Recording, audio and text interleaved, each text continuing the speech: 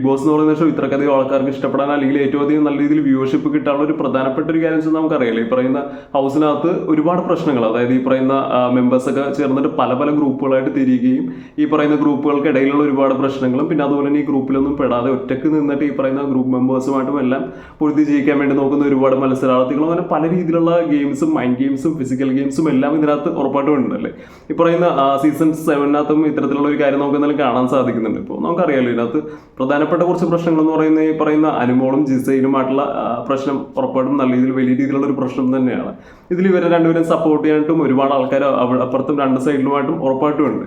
പിന്നെ അതുപോലെ തന്നെ ഈ പറയുന്ന ഷാനവാസും അപ്പാനി ശരത്തുമായിട്ടുള്ള പ്രശ്നം, പിന്നെ അതുപോലെ തന്നെ ഷാനവാസും അക്ബറുമായിട്ടുള്ള പ്രശ്നം, പിന്നെ അനുമോളും അപ്പാനി ശരത്തുമായിട്ടുള്ള കുറച്ച് പ്രശ്നങ്ങളും അങ്ങനെയൊക്കെ ഒരുപാട് പ്രശ്നങ്ങളുണ്ട്. അതുപോലെ തന്നെ ഇരു ടീമിനെ സപ്പോർട്ട് ചെയ്യാനായിട്ട് ഒരുപാട് മെമ്പേഴ്സും ഉണ്ട്. പക്ഷെ നമുക്കറിയാം ഈ പറയുന്ന മെമ്പേഴ്സിൽ തന്നെ പല ആൾക്കാരും ഇപ്പോൾ സ്പ്ലിറ്റ് ചെയ്തിട്ട് ഒറ്റയ്ക്ക് നിന്ന് കളിക്കാനുള്ള ഒരുപാട് ശ്രമങ്ങളും കാര്യങ്ങളും എല്ലാം സംഭവിക്കുന്നുണ്ട്. ഈ പറയുന്ന അനുമോളുടെ ഏറ്റവും വലിയൊരു സപ്പോർട്ട് എന്ന് പറഞ്ഞാൽ ശൈത്യയായിരുന്നു. പക്ഷേ കഴിഞ്ഞ ശനിയാഴ്ച നമുക്കറിയില്ല ലാലേട്ടൻ വന്നിട്ട് ആ ഒരു ക്ലിപ്പ്, അതായത് ഈ പറയുന്ന അനുമോളി ശൈത്യനടുത്ത് സംസാരിക്കുന്ന ക്ലിപ്പ്, ഈ പറയുന്ന ആണുങ്ങളെല്ലാം ഇവിടുത്തെ എല്ലാം മുണ്ണകളാണെന്നൊക്കെ പറഞ്ഞ് പറയുന്ന ക്ലിപ്പ്, ഇങ്ങനെ കുറ്റം പറഞ്ഞുകൊണ്ടിരിക്കുന്ന ക്ലിപ്പും കാര്യങ്ങളൊക്കെ പ്ലേ ചെയ്ത് ഇങ്ങനെ കാണിക്കുന്ന സമയത്തേക്ക് ഈ പറയുന്ന ശൈത്യയാണെന്നുണ്ടെങ്കിൽ കുറച്ച് നെർവസ് ആവുന്നുണ്ട്. അതായത് അനുമോളുടെ അടുത്താണ് ചോദ്യങ്ങളും കാര്യങ്ങളും എല്ലാം പറയുന്നതെങ്കിൽ പോലും പിന്നെ അതിനുശേഷം ശൈത്യയുടെ അടുത്ത് ഇതിനെക്കുറിച്ച് ചോദിക്കുമ്പോഴത്തേക്കും പറയുന്നുണ്ട് ശൈത്യ ഇത് കേട്ടുകൊണ്ടെന്നുള്ള മൊത്തം അനുമോളാണ് പറഞ്ഞതെന്നൊക്കെ പറയുന്നുണ്ട്. പിന്നെ അതിനുശേഷം തുടർന്നുള്ള ദിവസങ്ങളിൽ നമുക്കറിയാം അനുമോളിൽ നിന്ന് കുറച്ച് ഡിസ്റ്റൻസ് കീപ്പ് ചെയ്ത് അല്ലെങ്കിൽ മറ്റുള്ള ആൾക്കാരുടെ അടുത്തേക്ക് അല്ലെങ്കിൽ അടുത്ത ഗ്രൂപ്പുകളിലേക്ക് ജമ്പ് ചെയ്യാനുള്ള ഒരു ടെൻഡൻസി ഉറപ്പോടെ ഈ പറയുന്ന ശൈത്യം കാണിക്കുന്നുണ്ടല്ലേ. ഈ ശൈത്യം ഒന്ന് ആലോചിച്ചാണോ അത് ഇതൊക്കെ പുറത്തു വരുമ്പോഴത്തേക്കും ആൾക്കാരുടെ മുമ്പിൽ തനിക്ക് ഒരു വില്ലൻ ഇമേജ് ആയിരിക്കും കിട്ടും, അല്ലെങ്കിൽ ഒരു നെഗറ്റീവ് ഇമ്പാക്റ്റ് ആണോ താൻ ഉണ്ടാക്കാൻ പോകുക എന്നുള്ള രീതിയിലൊരു ഇമേജ് കോൺഷ്യസ് ആയിട്ടായിരിക്കാം ശൈത്യം ചെറുതായിട്ടൊന്ന് ഒരു പേടിക്കുന്നുണ്ട്, അല്ലെങ്കിൽ ഈ അനുമോളിൽ നിന്ന് കുറച്ചൊന്ന് വിട്ടു നിൽക്കാൻ ഒരു ഡിസ്റ്റൻസ് കീപ്പ് ചെയ്യാൻ വേണ്ടി എന്തായാലും ശൈത്യം എന്തായാലും ഇപ്പോൾ ശ്രമിക്കുന്നുണ്ടല്ലേ. പിന്നെ ശൈത്യനെ നമുക്കറിയാലോ ഭയങ്കര വീക്ക് ആയിട്ടുള്ള ഒരു മത്സരാർത്ഥിയാണ്. ഈ പറയുന്ന അനുമോളിനൊപ്പം നിന്നിട്ട് ഇത്തരത്തിൽ മറ്റുള്ളവരെ കുറ്റം പറയുകയും കാര്യങ്ങളൊക്കെ വരുന്ന സമയത്താണ് ഈ പറയുന്ന കാണുന്ന ഓഡിയൻസിനെ സംബന്ധിച്ചിടത്തോളം ശൈത്യം അവിടെ ഉണ്ടെങ്കിൽ ശൈത്യം ഉള്ളത് കൊണ്ട് എന്തെങ്കിലും ഒരു കാര്യം ഉണ്ടെന്നുള്ള രീതിയിൽ ഈ പറയുന്ന ബിഗ് ബോസിനാണെങ്കിലും തോന്നുന്നത്. അല്ലാതെ ഈ പറയുന്ന അനുമോളുമായിട്ട് ഇത്തരത്തിലുള്ള ഒരു കാര്യമോ സംസാരമോ കാര്യങ്ങളൊന്നും ഇല്ലെങ്കിൽ ഈ പറയുന്ന ശൈത്യം അവിടെ ഭയങ്കര വീക്കായിട്ടുള്ള ഒരു ആൾ തന്നെയാണല്ലോ. ഈ പറയുന്ന മറ്റ് ഗ്രൂപ്പുകളിലാണെന്നുണ്ടെങ്കിലും വളരെ ഒരു സൈഡിലേക്ക് പോകുന്ന ഒരാളാണ്, അല്ലെങ്കിൽ ഇപ്പോൾ ഒറ്റയ്ക്ക് മത്സരിക്കാനാണെങ്കിൽ പോലും ഒന്നും ചെയ്യാതെ ഭയങ്കരമായിട്ട് വീക്കായിട്ട് മാറി നിൽക്കുന്ന ആളെ സംബന്ധിച്ചിടത്തോളം അങ്ങനെ ഒരാളുണ്ടെങ്കിലും ഇല്ലെങ്കിലും ഈ പറയുന്ന ബിഗ് ബോസ് സീസൺ 7 സംബന്ധിച്ചിടത്തോളം പ്രത്യേകിച്ച് പ്ലസ് പോയിന്റോ കാര്യങ്ങളൊന്നും ഇല്ല, എടുത്ത് മാറ്റിയാൽ പോലും അറിയില്ല എന്ന് തന്നെ വേണമെങ്കിൽ പറയാമല്ലേ.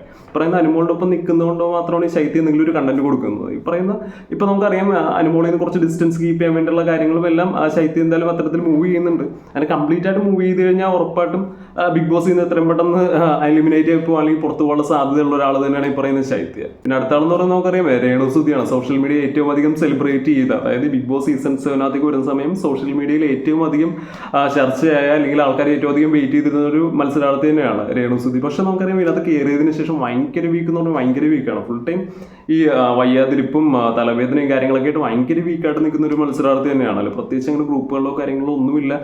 എല്ലാവരുടെ അടുത്തും ഇങ്ങനെയൊക്കെ സംസാരിച്ച് ന്യൂട്രലിൽ നിൽക്കുന്ന ഒരാൾ മാത്രമാണ്. ഈ പറയുന്ന രേണുസുദിനടുത്ത് മാറ്റിയാലും ഈ പറയുന്ന ബിഗ് ബോസ് സീസൺ 7 സംബന്ധിച്ചിടത്തോളം പ്രത്യേകിച്ച് യാതൊരുവിധ മാറ്റങ്ങളൊന്നും അതിനകത്ത് ഉണ്ടാവില്ല.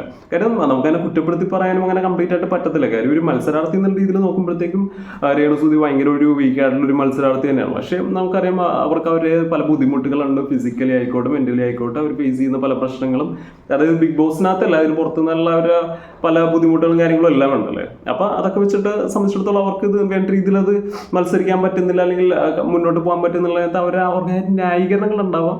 പക്ഷെ നമുക്ക് ഈ ഒരു ഗെയിം എന്നുള്ള രീതിയിലേക്ക് നോക്കുമ്പോഴത്തേക്കും രേണുസുതി ഭയങ്കര വീക്കായിട്ടുള്ള ഒരു മത്സരാർത്ഥിയാണെന്ന് പറയാതിരിക്കാൻ വയ്യ. അടുത്താളെന്ന് പറഞ്ഞാൽ ശാരികയാണ്. നമുക്കറിയില്ലേ പറയുന്നത് ഏത് ഗ്രൂപ്പിൽ നിൽക്കണം എന്നുള്ളതിനെ കുറിച്ച് വലിയൊരു ധാരണയില്ല. ഏത് ഗ്രൂപ്പിൽ കയറിയാലും മറ്റുള്ളവരെ കുറിച്ച് ഇങ്ങനെ കുറ്റം പറയാൻ ഇങ്ങനെ ന്യൂട്രൽ ആയിട്ട് നിൽക്കുന്ന ഒരാൾ മാത്രമാണല്ലേ.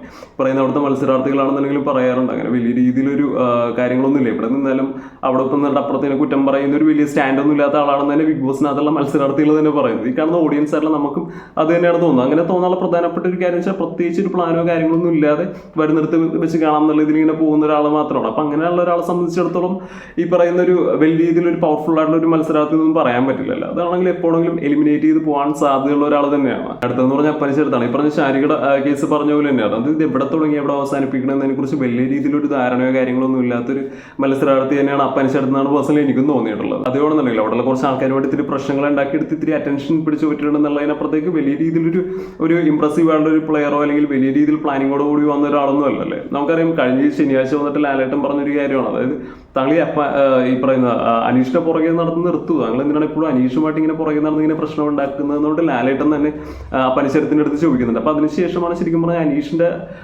ഒരു താഴോട്ട് പോയി, ഗ്രാഫ് താഴോട്ട് പോയി എന്നോട് പറയില്ലേ, പനിശരത്താണെന്നുണ്ടെങ്കിൽ ഇപ്പം അധികം ഈ പറയുന്ന അനീഷിനെ ശ്രദ്ധിക്കാറോ കാര്യങ്ങളൊന്നും ഇല്ല. ഈ ലാലേട്ടൻ പറയുന്നതിന് മുന്നേ വരെ നമുക്കറിയാം ആദ്യത്തെ 2 ആഴ്ചകളിൽ ഈ പനിശരത്ത് ഫുൾ ടൈം ഈ പറയുന്ന അനീഷിനെ പുറകെ നടന്ന് ചൊറിഞ്ഞ് എന്തെങ്കിലും ഒരു കാര്യം കിട്ടി അതിന്റെ പൊക്കത്ത് കയറി കിടന്നെങ്കിൽ അലറി വിളിക്കുക എന്ന് പറയുന്ന ഒരു കാര്യത്തിൽ തന്നെയാണ് ഈ പറയുന്ന പനിശരത്ത് പോയിക്കൊണ്ടെന്ന് വെച്ച്. എന്നാൽ ഈ കഴിഞ്ഞ ആഴ്ചയിൽ ലാലേട്ടൻ അങ്ങനെ പറഞ്ഞുകൊണ്ട് തന്നെ ഇനിയിപ്പോൾ ഏത് ഡയറക്ഷനിൽ പോകണോ, അല്ലെങ്കിൽ എങ്ങനെയാണ് ഇനി അടുത്ത കളി ഉണ്ടാക്കുക, അല്ലെങ്കിൽ അടുത്തിന് എങ്ങനെയാണ് ഒരു അറ്റൻഷൻ പിടിച്ചു പറ്റില്ലെങ്കിൽ അടുത്തൊരു പ്ലേ എന്താണെന്നതിനെ കുറിച്ച് വലിയ രീതിയിലൊരു ധാരണയോ കാര്യങ്ങളൊന്നും ഇല്ലാത്ത ഒരാളാണ് ഈ പറയുന്ന പനിശരത്ത് എന്നാണ് പേഴ്സണലി എനിക്ക് തോന്നിയിട്ടുള്ളത്. ഇതിനകത്തൊന്നും പെടാതെ നല്ല രീതിയിൽ മുന്നോട്ട് കളിച്ച് അത്യാവശ്യം അവസാനം വരെയൊക്കെ പോകാൻ സാധ്യതയുള്ള ആൾക്കാരെന്ന് പറഞ്ഞാൽ ഉറപ്പായിട്ട് ജിസയിൽ നല്ല രീതിയിൽ തന്നെ മുന്നോട്ട് പോകാൻ സാധ്യതയുണ്ട്. പെട്ടെന്നൊന്നും അങ്ങനെ എലിമിനേറ്റ് ചെയ്ത് പോകാൻ സാധ്യതയില്ല. പിന്നെ അതുപോലെ തന്നെ ഷാനവാസ് നല്ല രീതിയിൽ മുന്നോട്ട് പോകാൻ സാധ്യതയുണ്ട്. പിന്നെ അക്ബർ എന്ന് പറഞ്ഞാൽ നല്ല രീതിയിലൊരു പ്ലെയറോ കാര്യങ്ങളൊന്നും അല്ല, അതായത് ഒരു റൈറ്റ് ആയിട്ടുള്ള രീതിയിലൊന്നും അല്ല പോകുന്നതെങ്കിൽ പോലും നല്ല രീതിയിൽ കണ്ടന്റ് ഉണ്ടാക്കാൻ അറിയാം. അതായത് കുത്തിത്തിരിപ്പും കാര്യങ്ങളൊക്കെ ഉണ്ടാക്കിയിട്ടാണെന്നുണ്ടെങ്കിൽ പോലും ആ ബിഗ് ബോസ് ഹൗസ് സീസൺ 7 ഏറ്റവും അധികം ഒരു ലൈഫ് കൊടുക്കുന്ന ഈ പറയുന്ന ഇത്തരത്തിലുള്ള പ്രശ്നങ്ങളൊക്കെ വരുന്ന സമയത്താണല്ലേ. അപ്പോൾ ഉറപ്പായിട്ട് ഈ പറയുന്ന അക്ബറും നല്ല രീതിയിൽ തന്നെ മുന്നോട്ട് പോകാൻ സാധ്യതയുള്ള ഒരു മത്സരാർത്ഥി തന്നെയായിട്ടാണ് പേഴ്സണലി എനിക്ക് തോന്നിയിട്ടുള്ളത്. പിന്നെ അനുമോൾ നമുക്കറിയാം കരച്ചിലും പിടിച്ചിലും ഡ്രാമയും നിലത്ത് കിടന്ന് കരച്ചിലും അങ്ങനെയൊക്കെ ഭയങ്കര ഒരു അഭിനയിച്ച് നിൽക്കുന്ന ഒരാളാണ്. ഈ പറയുന്ന അനുമോൾ നല്ല രീതിയിൽ തന്നെ മുന്നോട്ട് പോകാൻ സാധ്യതയുള്ള ഒരാളാണെന്ന് തന്നെയാണ് പേഴ്സണലി എനിക്ക് തോന്നുന്നത്.